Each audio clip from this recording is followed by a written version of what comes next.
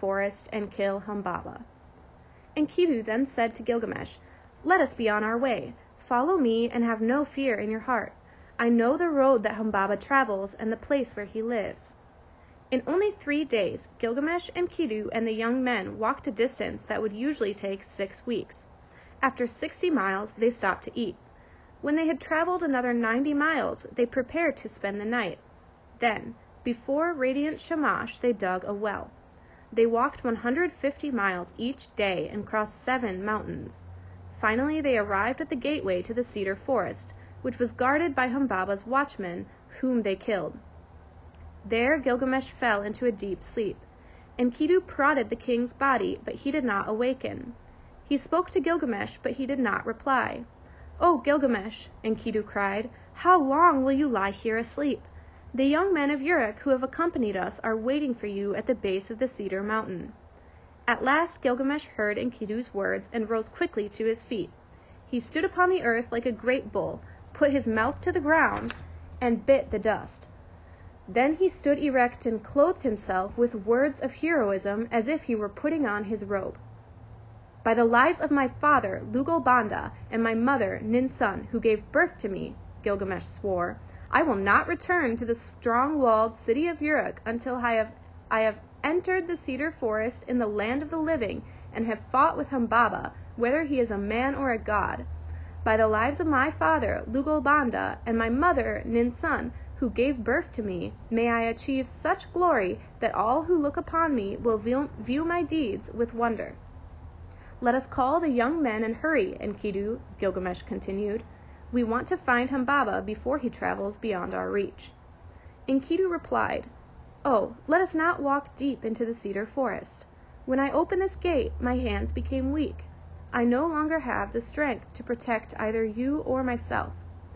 "Do not be afraid, Enkidu," Gilgamesh assured his friend. "You know how to fight, and you are experienced in battle. If you will just touch my robe, you will not be afraid of death, and your hands and your arms will regain their former strength. Now come," Gilgamesh commanded. "Let us go forward and face this adventure together. Be of good courage. When we come face to face with Humbaba, if we are afraid, we will conquer our fear. Even if we feel terror, we will conquer our terror. The man who walks in front protects himself and his companion. Even if forest, they noticed the tremendous height of the cedar trees. They saw that the path that Humbaba was accustomed to walking was straight and clear. They looked upon the cedar mountain, which was the home of the heavenly gods. The face of the mountain was covered with a luxurious blanket of stately, shade-bearing cedar trees. That night, Gilgamesh awakened Enkidu at midnight and said, "I had a strange dream, Enkidu. A mountain crumbled and fell upon me. Then a fine-looking man appeared. He pulled me out from under the mountain, gave me water to drink, and then helped me to stand upon my feet." Enkidu replied, "Your dream is good, Gilgamesh. Humbaba is the mountain that fell upon you. We will seize him, kill him, and toss his body upon the plain." The next day, when they had walked 60 miles in the cedar forest, they stopped to eat. After another 90 miles, they prepared to spend the night. Then they dug a well before Shamash. Gilgamesh approached the mountain with an offering of a fine meal and said, "Mountain, bring me a dream." Gilgamesh fell asleep with his head upon his knees. Once again he found himself wide awake in the middle of the night. "Enkidu, my friend," he said, "I have had an awesome dream. It is so disturbing that surely it is not favorable. I dreamed that I seized a wild bull of the plains. When I grabbed it, the bull stirred up so much dirt that the dust made the sky dark. Then the bull seized me and sapped my strength so that I was forced to retreat before it. But once I was at its mercy, the bull gave me food to eat and water from its water skin to drink." Enkidu replied, "The wild bull of your dream, my friend, is really heavenly Shamash. When we need his help, he will hold our hands. It is he who let you drink from his water skin. He watches over you, and he will bring you honor. In your dream, radiant Shamash is encouraging us to accomplish one thing that will be remembered after we have died. Certainly the deed must be to slay the monstrous giant Humbaba." Gilgamesh then said to Enkidu, "When we approach Humbaba, what should we do about his servants?" Enkidu answered, "My friend, first capture the mother bird, for without their mother, where can the chicks go? Therefore, let us first kill Humbaba. We can find and kill his servants later, for like chicks, they will run around frantically in the grass." Gilgamesh listened to the advice of his friend. In order to attract Humbaba's attention, he lifted his axe and cut down one of the cedars. Although they were more than 2 miles away from Humbaba's cedar house, the giant heard the noise and became furious. He left his house and fastened his eye, the eye of death, upon the 2 friends. He shook his head warningly and roared, "Who has come here? Who is damaging the precious trees that grow upon my mountains? Who has cut down one of my cedars?" At the sound of Humbaba's roar, Gilgamesh suddenly trembled with fear. Enkidu saw the terror in his heart and said, "My friend, remember the words you spoke to the people of Uruk. Remember why we have made this journey. Now let courage enter your heart and prepare to kill this monstrous giant." Gilgamesh gathered his courage and called out to Humbaba, "I, Gilgamesh, king of Uruk, have felled your cedar. By the lives of my father, Lugalbanda, and my mother, Ninsun, who gave birth to me, I have come to the cedar forest in the land of the living in order to fight you to the death and banish all evil from the land."